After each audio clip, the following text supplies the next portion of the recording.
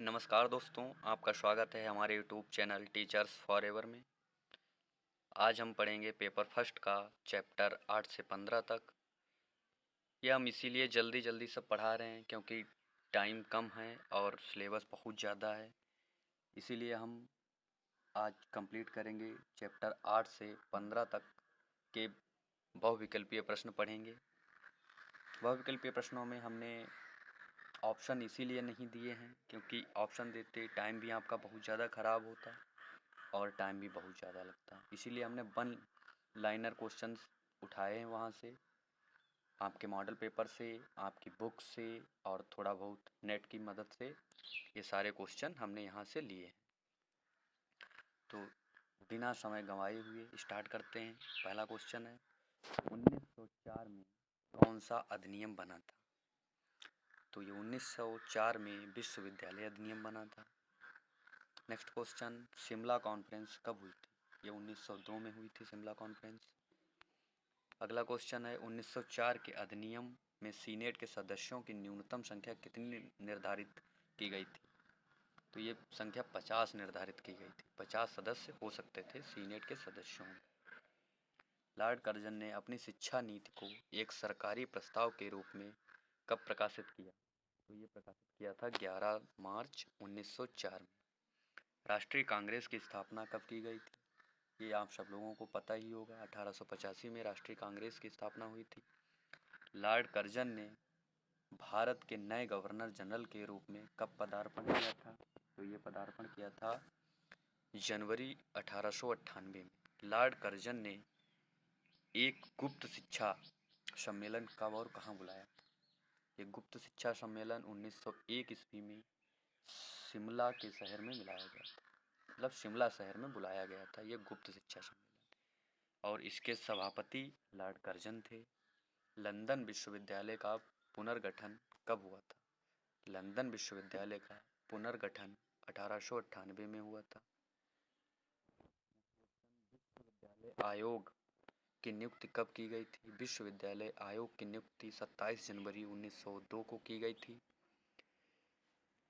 छात्रों को 13 वर्ष से पूर्व अंग्रेजी की शिक्षा न देने की घोषणा किसने कही थी? ये लागू किया गया था लॉर्ड कर्जन के टाइम। छात्रों को 13 वर्ष से छोटे थे उनको अंग्रेजी की शिक्षा नहीं दी जाती थी। लॉर्ड कर्जन ने किस शिक्षा को प्रोत्साहित किया था? कला की शिक्षा को प्रोत्साहित किया था लॉर्ड कर्जन ने। 1905 में लॉर्ड कर्जन द्वारा पारित विश्वविद्यालय अधिनियम का खुलकर विरोध किसने किया था? लॉर्ड कर्जन द्वारा पारित विश्वविद्यालय अधिनियम 1904 का खुलकर विरोध गोपाल कृष्ण गोखले ने किया था।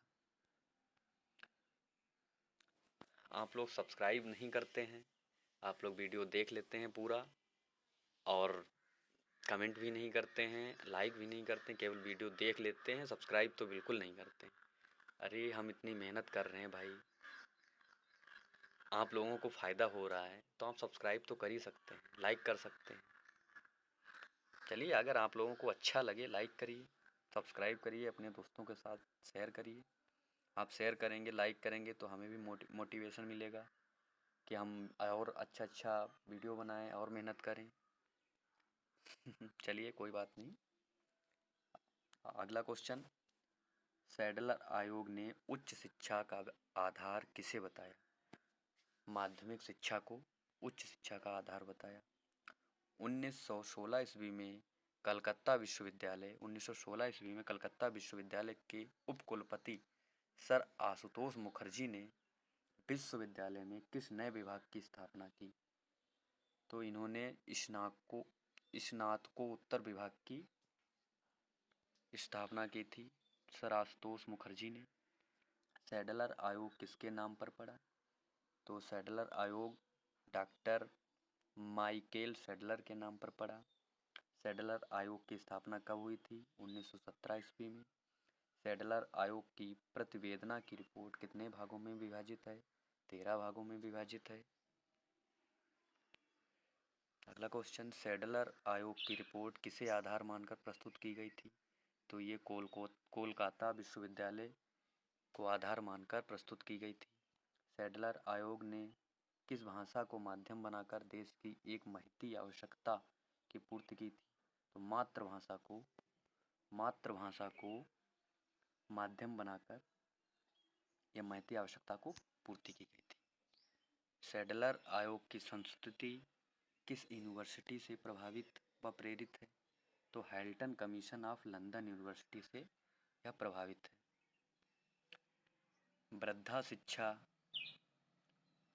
वर्धा शिक्षा या बुनियादी शिक्षा का मूल सिद्धांत क्या है?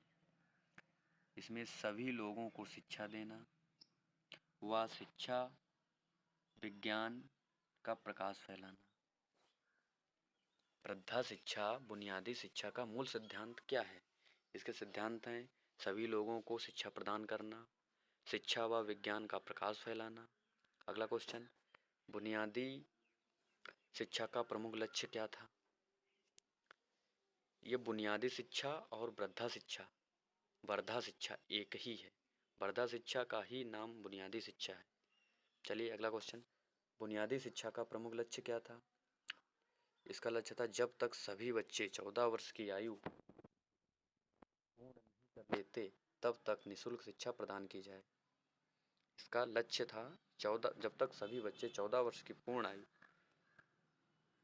अवस्था नहीं पूर्ण कर लेते तब तक निःशुल्क शिक्षा प्रदान की जाए। बालक हस्तलेप के क्षेत्र में सक्रिय रहकर मानसिक अनुभवों के साथ साथ अन्य प्रकार के अनुभव की प्राप्ति करता है। यह कथन किसका था? रायवर्न का था। बालक हस्तशिल्प के क्षेत्र में सक्रिय रहकर मानसिक अनुभवों के साथ साथ अन्य प्रकार के अनुभव की प्राप्ति करता है। यह कथन किसका था? रायवर्न जी का।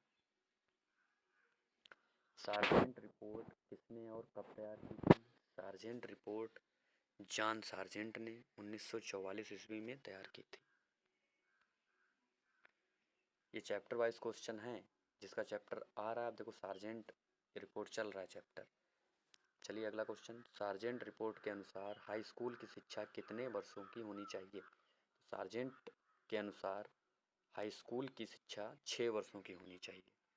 यह क्या था? 11 से 17 वर्ष के सभी बालकों को हाई स्कूल की शिक्षा 6 वर्ष की होगी। अगला क्वेश्चन, अखिल भारतीय राष्ट्रीय शिक्षा परिषद की स्थापना कब की गई थी? तो 1939 ईस्वी में सेवाग्राम में की गई थी राष्ट्रीय शिक्षा परिषद की। बेसिक शिक्षा का मुख्य उद्देश्य क्या था? इसका उद्देश्य था बालक व बालिकाओं को स्वावलंबी बनाना। ये क्वेश्चन इंपॉर्टेंट है। बेसिक शिक्षा का मुख्य उद्देश्य क्या था? बालक व बालिकाओं को स्वावलंबी बनाना इसका मुख्य उद्देश्य था।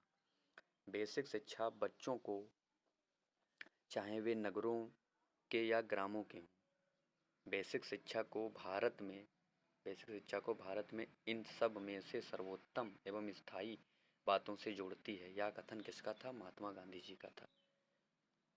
वर्धा शिक्षा सम्मेलन के अध्यक्ष कौन थे? महात्मा गांधी जी थे। या बुनियादी शिक्षा सम्मेलन के अध्यक्ष कौन थे? महात्मा गांधी जी थे। स्वतंत्रता हमारा जन्मसिद्ध अधिकार है। यह कथन किसका था? लोकमान्य तिलक जी का था। शिक्षा हमारा जन्मसिद्ध अधिकार है। यह कथन किसका है? यह कथन पेस्टालॉजी का है। अगला क्वेश्चन, भारत सरकार ने सन 1956 में कौन सी पत्रिका प्रकाशित की थी? The concept of basic education. Bharat सरकार द्वारा सन 1956 में कौन सी पत्रिका प्रकाशित की गई थी? द कॉन्सेप्ट ऑफ बेसिक शिक्षा एजुकेशन।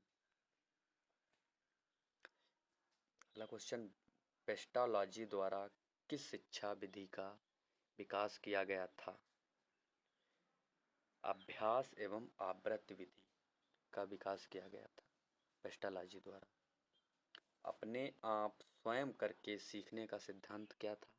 प्रकृतिवाद का सिद्धांत था। अपने आप स्वयं करके सीखने का सिद्धांत था प्रकृतिवाद का। एमिल पुस्तक के लेखक कौन थे? एमिल पुस्तक के लेखक कौन थे? रूसो। एमिल पुस्तक के लेखक रूसो थे। विश्वविद्यालय आयोग कब स्थापित हुआ था? 1948 ईस्वी में विश्वविद्यालय आयोग स्थापित हुआ था। इसे किसने किया था? राधा कृष्ण जी ने किया था। और इसका एक और नाम था, विश्वविद्यालय आयोग का एक और नाम था राधा कृष्ण आयोग। अगला क्वेश्चन, मुदालियर आयोग किसने स्थापित किया था? तो इसे स्थापित किया था डॉक्टर ए लक्ष्मण स्वामी मुदालियर। जैसे इसका पूरा नाम भी पूछ सकता था, मुदालियर का पूरा नाम क्या था, तो इसीलिए हम पूरा एक ही क्वेश्चन में 2 से 3 क्वेश्चन कंप्लीट करा देते हैं ताकि आपका समय बचे, क्योंकि बोर्ड में पता नहीं कैसे पूछ सकता है, यही क्वेश्चन घुमा घुमा के पूछेगा। तो आप लोगों को ध्यान से बिना स्किप किए हुए पूरा वीडियो देखना है, सारी जानकारी आपको अच्छे से मिलती रहेगी। बस आप लोगों से निवेदन है, हमारा चैनल सब्सक्राइब कर लीजिए और लाइक भी कर दीजिए और अपने दोस्तों के साथ शेयर भी करिए। ज़्यादा से ज़्यादा व्यूज़ आएँ तो ज़्यादा अच्छा है, आप लोगों का ही फ़ायदा है, आप लोगों के लिए ही वीडियो बनाते हैं। इतनी मेहनत करते हैं, पहले क्वेश्चंस चुनो, फिर उसे टाइप कराओ, फिर उसे अपने आप खुद पढ़ो, फिर तुमको पढ़ाओ, तो बहुत ज़्यादा समय लगता है और हम कम समय में ये सब करते हैं। तो आप लोग हमारे लिए एक लाइक तो कर ही सकते हैं अगर हमें आप पसंद करते हैं तो, और आपको ये वीडियो अच्छा लगता है तो लाइक करिए और कमेंट करिए और सब्सक्राइब तो ज़रूर कर लीजिए। आप लोगों से बहुत अच्छी तरीके से निवेदन है, सब्सक्राइब कर लीजिए बस। चलिए अगला क्वेश्चन, मुदालियर आयोग को और क्या कहा जाता था? मुदालियर आयोग को माध्यमिक शिक्षा आयोग भी कहा जाता था।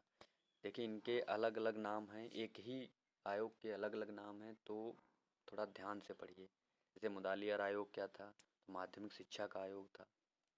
इसका एक और नाम है माध्यमिक शिक्षा आयोग। चलिए अगला क्वेश्चन, कोठारी आयोग का सुझाव क्या था? सामाजिक एकता हेतु कॉमन स्कूल सिस्टम। कोठारी आयोग सुझाव क्या था? सामाजिक एकता हेतु कॉमन स्कूल सिस्टम। कोठारी शिक्षा आयोग रिपोर्ट कब प्रस्तुत किया गया था? कोठारी शिक्षा आयोग रिपोर्ट कब प्रस्तुत किया गया था? 1966 ईस्वी में। इसे किसने किया था? प्रसिद्ध विद्वान दौलत सिंह कोठारी जी ने किया था। स्वायत्त कॉलेज की परिकल्पना शिक्षा नीति कब दी गई थी? 1886 में दी गई थी। नवीन शिक्षा में प्रौढ़ शिक्षा को क्या नाम दिया गया है? सत्य शिक्षा। ये सत्य नहीं सतत शिक्षा, यहाँ पे टाइपिंग मिस्टेक हो गई है, ये होगा सतत शिक्षा। नवीन शिक्षा में प्रौढ़ शिक्षा को क्या नाम दिया गया था? सतत शिक्षा। कोठारी शिक्षा आयोग में त्रिभाषा सूत्र क्या है? त्रिभाषा सूत्र है, इसमें 3 भाषाएं हैं जिसे कोठारी शिक्षा आयोग में लागू किया गया था। मातृभाषा या क्षेत्रीय भाषा, सरकारी भाषा और पाश्चात्य भाषा। अगला क्वेश्चन, राष्ट्रीय शिक्षा नीति कब घोषित की गई थी? 1986 में सरकार द्वारा घोषित की गई थी। ये क्वेश्चन इंपॉर्टेंट है। ऑपरेशन ब्लैक बोर्ड, ये क्वेश्चन इंपॉर्टेंट है। ऑपरेशन ब्लैक बोर्ड क्या है? तो ऑपरेशन ब्लैक बोर्ड क्या है? स्कूलों में आवश्यक न्यूनतम शिक्षण सहायक सामग्री उपलब्ध कराना। एक बार फिर से हम पढ़ते हैं, ऑपरेशन ब्लैक बोर्ड क्या है? तो ये है स्कूलों में आवश्यक न्यूनतम शिक्षण सामग्री उपलब्ध कराना, जैसे ब्लैक बोर्ड, चाक, रजिस्टर, मैप, यही सब। शिक्षा को संविधान की समवर्ती सूची में कब शामिल किया गया था? 1976 ईस्वी में। अगला क्वेश्चन, राष्ट्रीय मुक्त विश्वविद्यालय की स्थापना की संस्तुति कब की गई थी?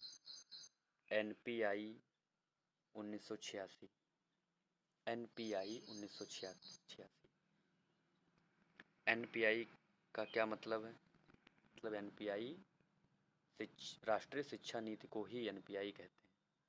राष्ट्रीय शिक्षा नीति को ही NPI कहते हैं।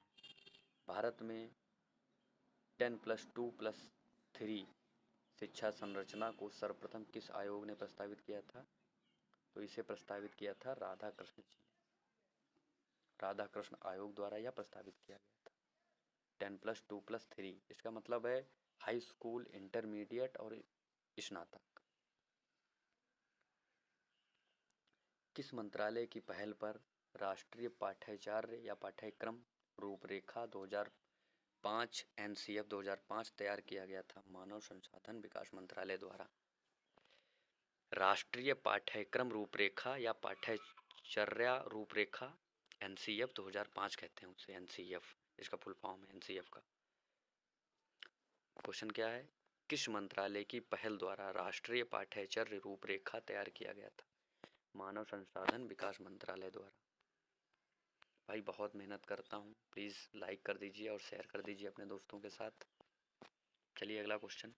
NCF 2005 में किस पर बल दिया गया था? शांति के लिए शिक्षा। राष्ट्रीय पाठ्यक्रम रूपरेखा मतलब NCF 2005 में किस पर बल दिया गया था? शांति के लिए शिक्षा पर बल दिया गया था। NCF 2005 का मुख्य सूत्र क्या था? शिक्षा बिना बोझ के। NCF 2005 का मुख्य सूत्र था शिक्षा बिना बोझ के। राष्ट्रीय पाठ्यक्रम संरचना 2005 में किस बात का समावेश किया गया है? भाषीय शिक्षा, राष्ट्रीय एकता, शिक्षक सशक्तिकरण पर। इन तीनों का समावेश किया गया था है राष्ट्रीय पाठ्यक्रम संरचना 2005 के अंतर्गत। राष्ट्रीय पाठ्यक्रम संरचना 2005 या NCF 2005 के मुख्य सिद्धांत क्या हैं? नैतिकता का सिद्धांत, समायोजन का सिद्धांत और रुचि का सिद्धांत। रुचि का सिद्धांत मतलब रुचि नहीं होती है इस चीज़ में, हमारी रुचि है तो वही। तो आप लोगों से हम यही कहना चाहेंगे कि ये जो भी ये सिद्धांत वाले क्वेश्चन हैं और ये कथन वाले क्वेश्चन हैं, आपको हमसे मिलें तो हमसे पढ़िए, जहाँ से भी मिलें, बुक से, नेट से, कहीं से भी, ये आप पढ़ते रहिए। सिद्धांत वाले क्वेश्चन ज़रूर आएंगे। और ये यह कथन किसने कहा है, इसका भी वीडियो हम बनाएंगे। और PDF फाइल की लिंक जो है डिस्क्रिप्शन बॉक्स में आज मिलेगी आप सब लोगों को। प्रीवियस PDF फाइल भी और आज वाली PDF फाइल भी। आप लोग मैसेज 4-5 मैसेज आए थे तो उनको हम 4-5 लोगों को दे ही पाते हैं, सब लोग तो मैसेज करेंगे नहीं। तो मैंने सोचा इससे अच्छा है कि आप लोगों को PDF फाइल की लिंक डिस्क्रिप्शन बॉक्स में दे दें। तो आप लोग हमारे चैनल टीचर्स फॉरएवर को सब्सक्राइब कर लीजिए, आप लोगों से रिक्वेस्ट कर रहा हूँ। अगर आप लोगों को हमारे वीडियो और क्वेश्चंस अच्छे लग रहे हैं, आज हमने लगभग 60 से 70 क्वेश्चन कंप्लीट कराए हैं। ये चैप्टर फर्स्ट का मतलब पेपर फर्स्ट का चैप्टर 8 से 15 मतलब 8 से 15 चैप्टर थे। इनमें 8, 9, 10, 11, 12, 13, 14, 15 ये सारे चैप्टर्स हमने इस वाले वीडियो में कंप्लीट करा दिए हैं। अब हम कल सुबह वीडियो फिर डालेंगे तो उसमें हम 16 से 25 तक कंप्लीट करा देंगे, ये तो कंफर्म ही है। और शाम को फिर वीडियो एक आएगी, उसमें हम पूरा फर्स्ट पेपर ख़त्म करके सेकंड पेपर स्टार्ट कर देंगे। तो आप लोग हमारे साथ बने रहिए। आप लोगों से रिक्वेस्ट है हमारे चैनल को सब्सक्राइब कर लीजिए और लाइक करिए, कमेंट करिए और अपने दोस्तों के साथ शेयर कर दीजिए। चलिए धन्यवाद, थैंक यू।